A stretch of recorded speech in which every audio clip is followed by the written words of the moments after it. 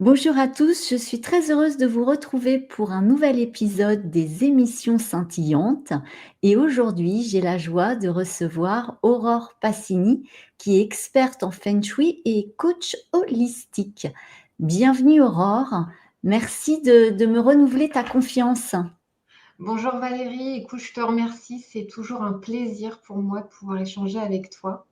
Et je suis ravie que tu m'accueilles aujourd'hui sur ce podcast. Plaisir partagé. Alors, raconte-nous un petit peu ce que c'est le Feng Shui, parce que tout le monde ne connaît pas cet art. Je ne sais pas si on peut dire un art, un outil. Oui, moi j'aurais tendance à dire que pour moi, c'est un outil de connaissance de soi. C'est un outil qui va nous permettre de retrouver de l'harmonie, de l'équilibre, de l'alignement en travaillant sur son espace extérieur, qui lui-même, hein, notre espace de vie, étant le reflet, le miroir de notre espace intérieur. Et à partir de là, ça va être vraiment un outil à la fois de connaissance de soi, mais aussi de transformation de soi, qui permet justement de gagner en confiance, qui permet de gagner en éveil, qui permet de gagner en conscience de tous les aspects, de tous les domaines. Et j'ai même envie de dire qu'il permet de reprendre aussi le pouvoir sur sa vie. Et en tout cas, c'est comme ça que moi je le pratique. Hein. C'est vraiment, j'ai vraiment une approche en tout cas du Feng Shui comme un outil holistique, on va dire, un Feng Shui holistique. C'est une façon de se relier finalement au vivant sous toutes ses formes. Complètement. C'est le vivant et le vibrant. Et c'est vraiment avoir conscience que tout ce qui va nous entourer, c'est-à-dire notre espace, les objets, la manière dont on va circuler, la lumière, les sons, les matières, tout ça, c'est chargé d'informations et ça nous met quelque part sous influence. Mais derrière, ce qui sous-tend derrière, c'est tout ça, c'est qu'en fait, notre espace de vie, c'est une projection de notre réalité intérieure et qu'on ne va jamais habiter un espace de vie par hasard, c'est parce qu'à un moment donné, il y a une connexion entre un lieu, un espace extérieur et un espace intérieur qui vont venir se rencontrer et qui vont venir justement habiter ensemble, se coordonner. Et c'est là où ça peut être très intéressant. En tout cas, moi, c'est comme ça que j'utilise le Feng Shui. C'est aussi comme un outil on va dire, plutôt de prévention. Et plutôt qu'un outil qui va être très, on va dire, très rigide. C'est vraiment pour moi un outil qui aborde la souplesse, qui aborde la fluidité, qui aborde tous ces aspects-là finalement qui sont en nous. Et comment on va pouvoir mettre tout ça au diapason. Et ça vient d'où en fait le Feng Shui? Alors le Feng Shui, c'est une discipline qui a été conceptualisée par les Chinois il y a de ça plus de 5000 ans. Mais c'est vrai que si on va plus loin, en tout cas, la façon dont on peut aborder l'espace, dont l'homme, et j'ai envie de dire, dont l'être est connecté à son environnement extérieur, tout ça, finalement, on repart bien plus loin, c'est bien antérieur. Et on va retrouver d'ailleurs une cosmogonie universelle avec donc plein de civilisations où on avait cette connexion au vivant, ou à son monde extérieur et à la manière dont il pouvait nous influencer, à la manière dont on pouvait l'honorer au quotidien. Et tout ça, finalement, on l'a un peu perdu en route. Et je trouve que c'est intéressant de pouvoir se reconnecter à notre monde extérieur, comme tu disais, au vivant, au vibrant, à cette nature et en réutilisant finalement le Feng Shui qui, à la base, est une discipline qui faisait partie de la médecine traditionnelle chinoise, C'est puisque ça. c'était un outil de prévention. Et l'objectif de la médecine traditionnelle chinoise, je pense que tu le connais, le Tout but, à c'est de ne pas tomber malade, de mettre en place toutes les conditions environnementales dans son rythme de vie pour ne pas tomber malade. Et à l'inverse, si on tombe malade, c'est que finalement, à la base, un médecin chinois, si son patient tombait malade, c'est qu'on considérait qu'il avait mal fait son travail. Donc, il n'était pas payé. Exactement, exactement. C'est ça toute la beauté, je trouve, et la richesse de la vie et de ce qu'elle peut nous proposer avec tous ces outils et toutes ces ressources, et que malheureusement, au fil du temps, on s'est coupé de ça et du coup, on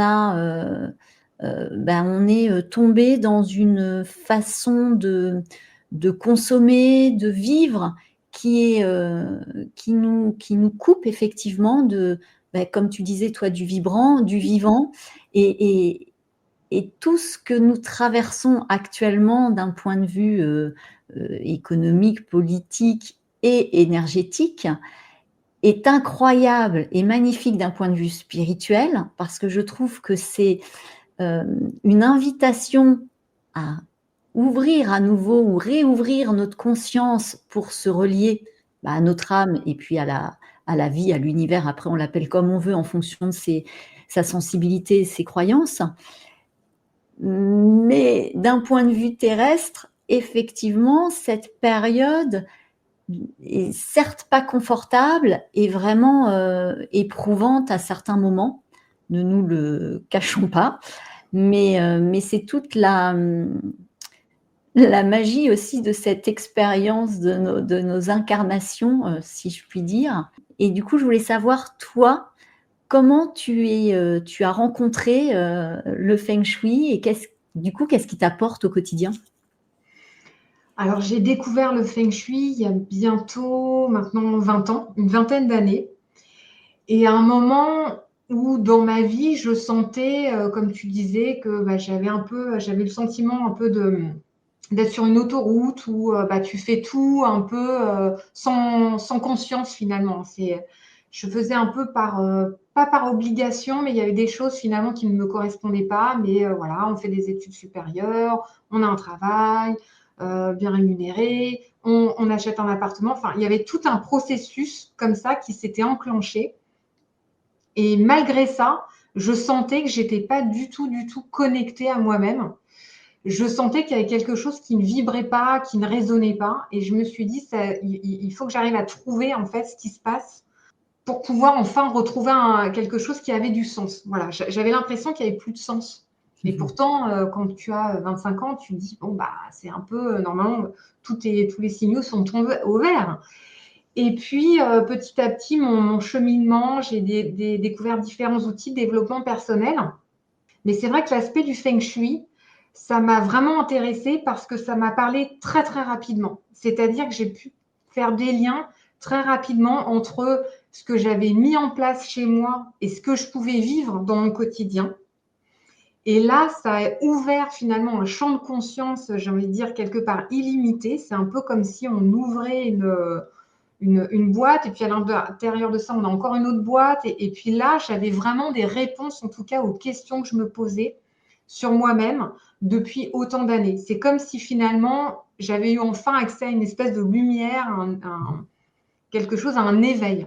Et à partir de là, j'ai décidé d'aller plus loin dans ce processus. Donc, je me suis formée sur plusieurs écoles, plusieurs disciplines autour de l'espace, donc le feng shui, mais aussi la géobiologie, toutes les disciplines énergétiques aussi qui me permettent de pouvoir avoir un diagnostic assez poussé, assez rapide, on va dire, et de pouvoir aussi avoir différentes méthodes pour pouvoir répondre à ce que l'espace va raconter et à ce que les personnes qui vivent dans cet espace ont besoin en fait. Et en Mmh. fonction de ça, je peux proposer des solutions vraiment sur mesure qui vont permettre de regagner en confiance, en conscience, en apaisement, en sérénité. J'ai souvent entendu dire que la géobiologie était vraiment un plus pour faire un bon diagnostic feng shui. Oui, effectivement. Je pense qu'on ne peut pas, en tout cas moi, c'est vrai que c'est quelque chose que j'utilise au quotidien parce que ça va donner des informations complémentaires. En fait, c'est pas opposé, c'est là où on se rend compte que finalement, il y a énormément de disciplines que nous connaissons et quand on les rassemble, on s'aperçoit que finalement, on a un superbe éventail et que tout converge vers le même point. Mais voilà, pour moi, c'est une boîte à outils. C'est pour ça que le feng shui, j'ai envie d'en parler vraiment comme un instrument qui permet finalement de façonner sa vie, de redonner forme à sa vie et surtout qui nous permet de nous réaliser, de réaliser en fait l'œuvre que l'on porte en chacun de nous en fait. Et c'est comme ça que je le vois. C'est vraiment quelque chose d'extraordinaire, qui apporte des réponses à un moment donné de sa vie. Et justement, comment ensuite, en activant les énergies de son espace et de manière, sur le principe des vases communicants, comment on réaligne les choses aussi en soi. Donc, on peut vraiment faire un travail sur ses croyances limitantes. Mmh. On peut faire un travail sur son transgénérationnel. On peut faire un travail sur sa relation à l'argent. On peut faire un travail sur sa relation aux autres, à l'intime, à l'amour de soi. On peut faire un travail sur ses projets, la manière dont on se projette et dont on concrétise ses projets.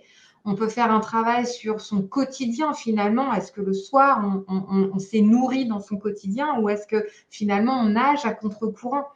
Tout ça, en fait, la manière dont on va vivre dans son espace, dont on va, j'ai envie de dire, dont on va circuler dans ce lieu, dont on va l'organiser, la manière dont on va occuper ce territoire, tout ça, ça va nous donner un nombre incalculable de réponses, justement, en tout cas, moi, quand je fais un diagnostic Feng Shui, j'ai envie de dire que les réponses arrivent très, très rapidement. Justement, comment ça se passe un rendez-vous avec toi? Alors, ce que je fais, c'est que dans un premier temps, pour moi, c'est de recueillir déjà les besoins des personnes que je vais accompagner.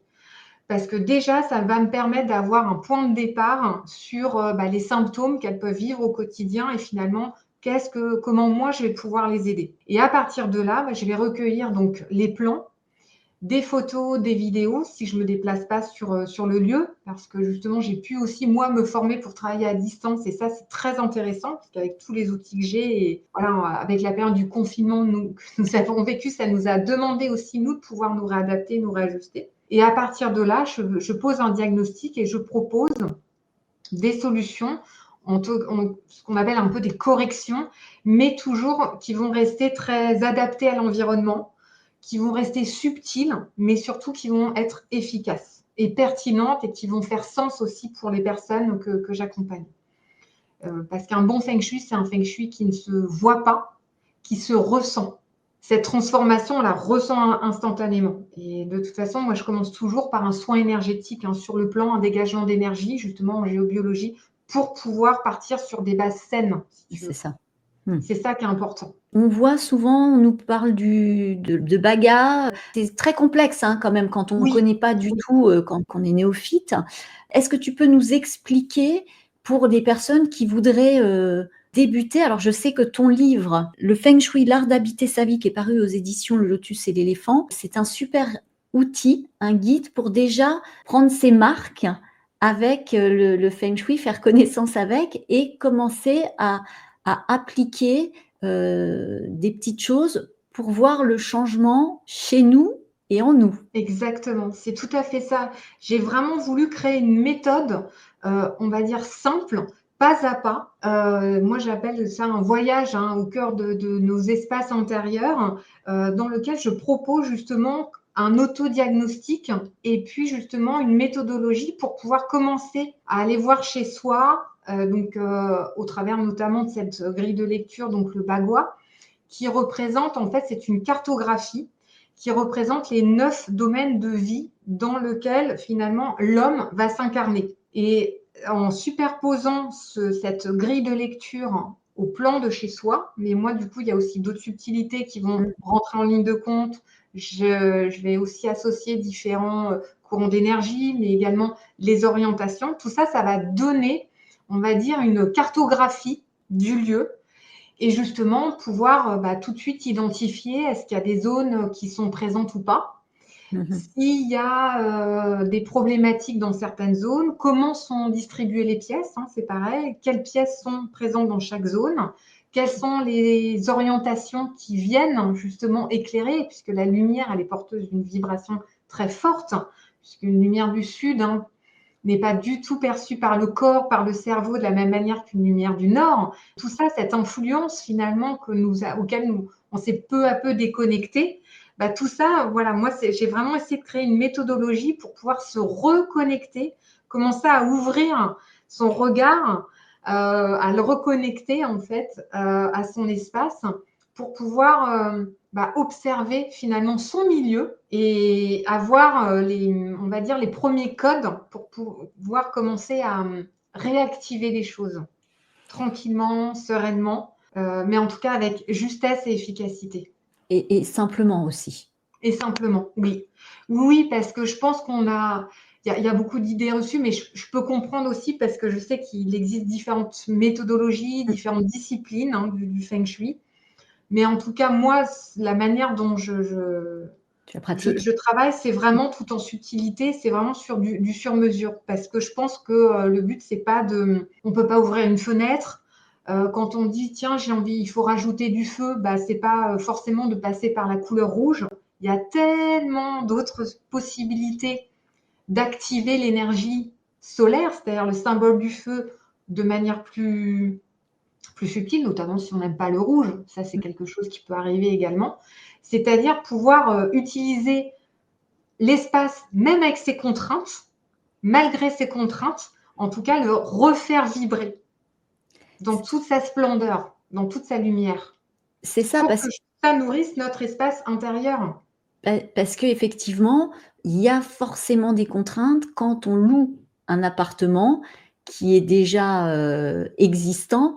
On ne peut pas se dire: «Bon, bah, là, je fais construire, donc je vais pouvoir, mettre telle pièce, à tel endroit, organiser ça comme ça». Non, là, on est obligé de s'adapter avec ce qu'on nous propose finalement et du coup, effectivement, on s'aperçoit que dans certaines zones, bah, il y a des conflits entre, tel et tel élément, où il y a un manque, où il y a un surplus Mmh. et du coup, pourrais-tu nous présenter rapidement les 9 zones? Parce que nous, on a déjà Oui. échangé. Moi, je connais un petit peu le feng Mmh. shui, mais pour les auditeurs, enfin les personnes qui nous écoutent, c'est peut-être pas clair. Oui, alors c'est vrai que, comme tu le disais, il y a des contraintes, mais même quand on fait construire une maison, c'est vrai que des fois on me contacte, la maison vient d'être construite et puis finalement il y a des choses où on sent que c'est pas, en tout cas ça pourrait être perfectible. Mais justement en fait, le feng shui pour moi, c'est vraiment l'art de l'adaptabilité et de la souplesse.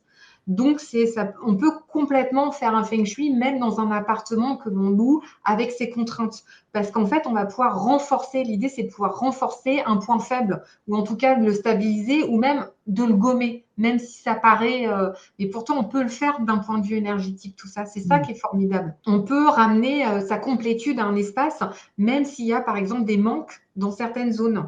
Et c'est là où c'est intéressant, et c'est ce que je propose justement dans le livre, c'est de pouvoir renforcer en tout cas les points faibles, les gommer, pour retrouver cette complétude et cette harmonie intérieure. Et donc, si on reprend les 9 zones, comme je te disais, elles représentent chaque domaine de notre vie. Donc, il y en a une première qui représente, on va dire, toute la sphère professionnelle, mais j'ai envie de dire, avant ça, c'est finalement, elle va représenter qui nous sommes, qui nous anime, notre source intérieure, notre première, c'est un peu le Kundalini, tu vois, qui va représenter même toute notre partie inconsciente et comment nous, on va pouvoir l'incarner en tant qu'être. Et d'ailleurs, j'ai essayé même de faire, enfin, pour moi, un parallèle entre le corps humain et cette grille de lecture du Pakwa, finalement, parce qu'on va retrouver quelque part une harmonie là-dedans, finalement. Et donc, on a une zone aussi qui représente les connaissances, les acquis, et donc qui va représenter effectivement ce qu'on apprend, mais surtout notre système de croyance. Quel est notre système de croyance et quelles expériences on va vivre en conséquence? Comment on va apprendre de nos expériences ou au contraire ne pas comprendre et avoir tendance à les répéter? Là, c'est très intéressant de voir comment s'articule cette zone dans un lieu. Parce que justement, c'est là où on va avoir les schémas de répétition. Mmh. Ensuite, on a une zone qui représente, donc c'est santé-famille. Et là, ça représente effectivement la dimension du bois, par exemple, hein, parce que tout est relié, chaque zone est reliée à des couleurs, des éléments, Mmh. des émotions, des matières, des organes. Donc, en plus, il y a un champ de lecture qui est limité. Et donc, cette zone santé-famille, ça représente la bonne santé, mais dans tous les domaines aussi. Ça représente notre transgénérationnel, notre histoire familiale, nos racines, notre relation avec nos parents, la manière justement dont nous, on va pouvoir s'expanser par rapport à ça. On a une zone qui va représenter donc toute l'énergie de notre relation avec l'argent, l'abondance, comment on canalise cette abondance, comment on la tracte, comment on la fait circuler chez nous et en nous. Et donc, c'est aussi une zone qui représente notre territoire intérieur, le pouvoir aussi qu'on peut avoir sur notre vie, puisque finalement, quand on a le pouvoir sur sa vie, bah, tout est fluide derrière. On a une zone d'expansion, de renommée aussi. Donc là, c'est l'énergie du feu, l'énergie du zénith. Et elle représente justement notre réputation, mais pas que. C'est comment les autres nous perçoivent, mais surtout quelle image on a de nous-mêmes et comment on est en mesure finalement de monter sur la scène de notre vie. Ou au contraire, quelle est la part d'ombre de soi-même que l'on maintient caché, ou qu'est-ce qu'on maintient caché de soi. Et c'est là où ça peut être vraiment un outil vraiment de connaissance de soi très important. Ensuite, on a une zone amour, association, amitié, qui est, là, va représenter justement toute la sphère amicale, sociale, les partenariats, mais pas que, puisque l'amour, c'est avant tout l'amour de soi. Donc, tout part de soi, on va voir. Et à partir de là, ça peut être très intéressant aussi de voir qu'est-ce qui est situé dans cette zone, si elle est bien présente, parce que du coup, on va pouvoir tout de suite aller voir un peu comment la personne finalement s'aime, parce que plus on s'aime, plus on récolte. Tu vois, ensuite, il y a une autre zone là qui va représenter plus quelque chose de l'ordre des projets, du futur, d'ailleurs qui est en lien avec la zone santé-famille en face. Donc, parce qu'après, on a des axes, on a des zones qui vont vibrer entre elles aussi, qui vont être reliées entre elles. Et cette zone des projets, elle représente la manière dont nous, on va pouvoir vraiment concrétiser nos projets, les incarner. Et en fonction de comment c'est dans l'espace, pourquoi il y a certains projets qui tombent à l'eau.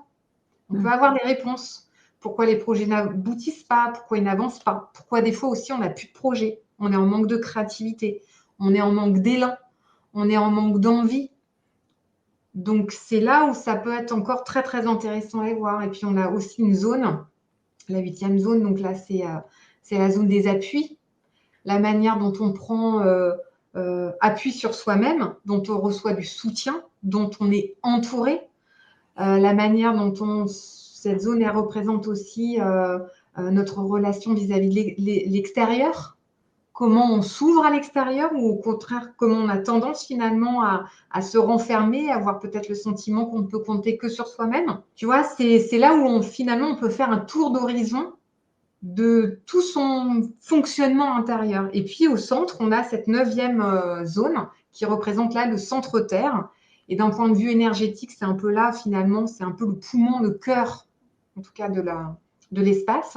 Et là, c'est vraiment une zone qui représente notre axe, finalement, notre colonne vertébrale, et comment nous, on prend appui au travers de cette colonne, comment ça résonne, si tu veux, au travers de toutes les autres zones. Moi, je trouve ça extraordinaire et j'ai appliqué dans mon ancien appartement parisien et évidemment dans celui-ci, juste en changeant, en ajoutant un petit objet de telle couleur, de telle matière, j'ai vu tout de suite la différence. Et c'est ça qui est juste incroyable. Franchement, moi, j'en ai vu les bienfaits vraiment immédiats. Mais complètement, parce que en fait, on transforme l'énergie d'un lieu immédiatement. On peut tous en faire l'expérience, et moi j'invite chaque personne qui nous écoute à faire cette expérience de transformation. C'est ne serait-ce que comme tu disais, par les objets, de regarder un petit peu les objets qu'on garde, parce qu'ils sont tous forcément porteurs de sens, mais ils sont aussi porteurs d'émotions, ils sont porteurs de souvenirs, et tout ça, ça peut être intéressant de voir où c'est dans l'espace. Et puis finalement, est-ce que c'est encore, j'ai envie de dire, adapté à qui on est aujourd'hui, tu vois? Et c'est vrai que des fois, de changer un objet de place, de changer un meuble, d'enlever un meuble où on se disait, mais pourquoi je l'ai gardé? Oh, qu'est-ce que je respire mieux? D'avoir un miroir où finalement, on n'était pas forcément, ça nous mettait peut-être dans une position inconfortable. Et puis là, on trouve qu'il est beaucoup mieux appliqué. Tout ça, c'est des petits tests qu'on peut faire chez soi rapidement en plus. Vraiment, ne pas hésiter à changer. Parce que la réponse, le corps va nous l'apporter tout de suite en fait.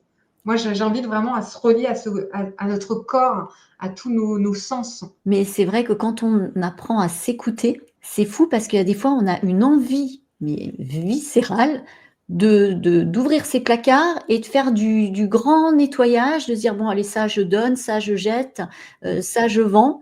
Parce que ça il y a une impulsion de vie à l'intérieur qui dit: «Ça y est, c'est le moment là. On a besoin de faire de la place pour de nouvelles opportunités». Et je pense que, avec le recul, quand on fait attention, c'est souvent lié aussi avec, l'arrivée de certaines planètes d'un point de vue astro, avec la numérologie.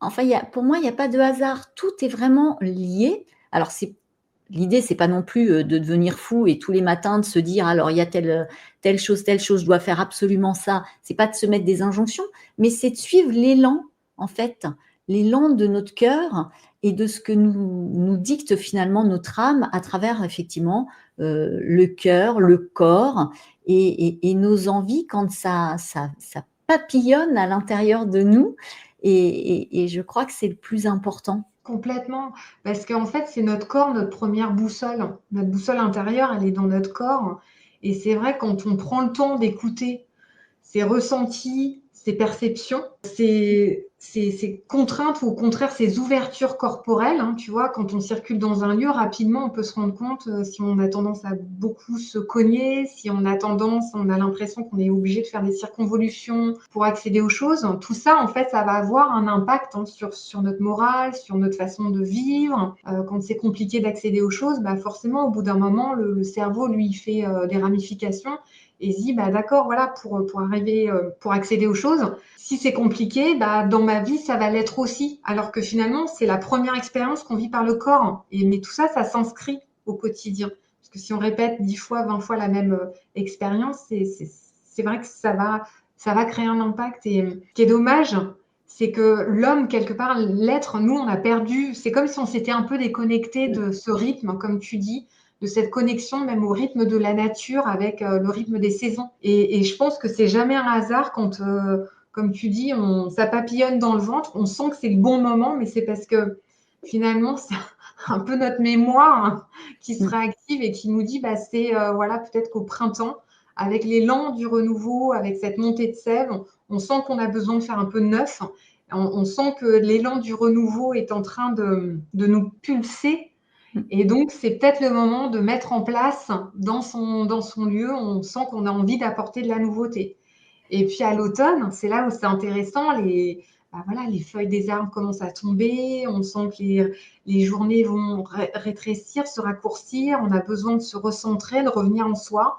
Et c'est le moment de l'énergie du bilan, tu vois, en médecine traditionnelle chinoise, l'automne. Et donc, du coup, bah, ça peut être intéressant d'aller voir chez soi finalement faire un petit tri salutaire, faire un petit tri intérieur pour voir est-ce que tout ce qu'on conserve de son passé, c'est juste ou est-ce que, à l'image des feuilles qui tombent, c'est pas le bon moment pour faire du tri, pour pouvoir revendre, donner.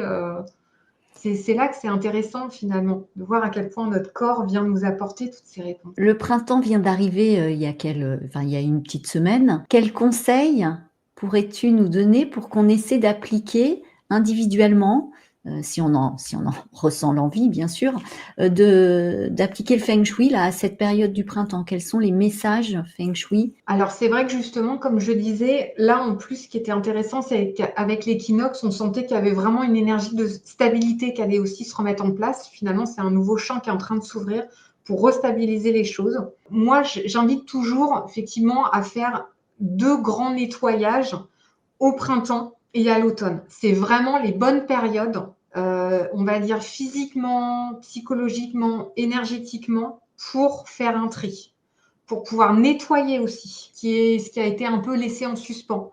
Donc tous les objets qui sont cassés, tous les objets qu'on garde depuis des années, qui ont plus leur place, qui ont pris la poussière, c'est vraiment le bon moment pour dépoussiérer tout ça, pour pouvoir justement profiter de cette énergie subtile finalement qui va nous propulser dans quelque chose de nouveau. Après, ce qui est intéressant, c'est aussi de le vivre au niveau corporel. Et moi, j'aime bien proposer des exercices plutôt aussi psychocorporels aux personnes que j'accompagne. Et c'est d'aller se relier à l'énergie du bois. Et donc, aller se promener le plus possible et se mettre au contact de la nature. Planter des graines, même le faire physiquement et symboliquement et énergétiquement pour pouvoir récolter les fruits dans quelques mois. Rien que de refaire ça, de refaire ce processus, ça va permettre vraiment de transformer son énergie intérieure et je pense que c'est d'ailleurs ça qui va donner envie de changer des choses dans son espace de vie aussi, de réadapter des choses qui sont peut-être plus en rapport finalement avec qui on est aujourd'hui. Donc moi, c'est vraiment le conseil, c'est de jardiner si on peut, de planter une graine, d'aller se promener, de toucher les arbres, de toucher les feuilles, de toucher justement la délicatesse, la subtilité des bourgeons pour vraiment se remettre, se reconnecter à tout ça, aux bourgeons qui sont en nous et qu'on va pouvoir laisser éclore. Parce que c'est en plus l'énergie de la créativité qui va être impulsée avec le printemps. Donc profitons justement, surfons sur cette énergie du printemps en se reconnectant au maximum à la nature qui nous entoure pour nous relier à notre nature intérieure. Alors ça fait plaisir à mes amis les jolies fées et j'ajouterais, c'est de quand même demander, l'autorisation quand on rentre dans une forêt, dans un parc, dans un jardin, voilà, on n'arrive pas chez les gens en ouvrant la porte, donc c'est un peu la même chose finalement. C'est demander l'autorisation et demander l'autorisation aux arbres qui nous appellent, qui nous attirent, si on peut les toucher et surtout de remercier. Oui. Rien n'est acquis, je veux dire, c'est pas. Pour certains, ils ont des centaines d'années, eux, ils en ont traversé des tempêtes et ils sont toujours debout, mais je pense qu'on leur doit le respect. Tout à fait. C'est vrai que c'est une première, enfin accueillir et puis tu vois, honorer ce temple, parce que chaque lieu dans lequel nous allons, c'est un temple. Et c'est vrai que même quand on est invité chez des amis, j'ai envie de dire, ou quand je vais dans un lieu en vacances, bah, c'est voilà, merci de m'accueillir et merci pour ton accueil. Tu vois, rien que ça, cette manière dont on pouvait finalement être en respect de ce monde extérieur, tout ça, c'est voilà, peut-être des petites choses qu'on a perdues au fur et à mesure et retrouver cet essentiel, cette essence, ça, pour moi, ça me paraît être la plus belle des promesses. Donc si je te prêtais à nouveau ma baguette de fée, à quoi te servirait-elle? Je pense qu'elle me servirait à remettre de la lumière. De la lumière, mais une lumière qui va réaligner, qui va dépolariser, qui va remettre au centre et surtout qui va permettre de défocaliser pour ne plus adhérer à ce qui se passe, mais prendre de la hauteur et remettre, on va dire, quelque chose de plus lumineux dans ce qui se passe actuellement. Surtout de la lumière, beaucoup. C'est un très beau message. Merci infiniment Aurore. Merci à toi Valérie et merci, pour Merci à cette celles et ceux qui nous suivent et au plaisir de vous retrouver pour un nouvel épisode des émissions scintillantes. D'ici là, n'hésitez pas à vous abonner et puis à partager les podcasts pour faire vivre cette émission et puis surtout permettre à votre entourage de découvrir des experts, des auteurs, des artistes qui ont besoin aussi qu'on les suive parce qu'ils partagent, ils œuvrent à cette création et c'est important. Merci infiniment.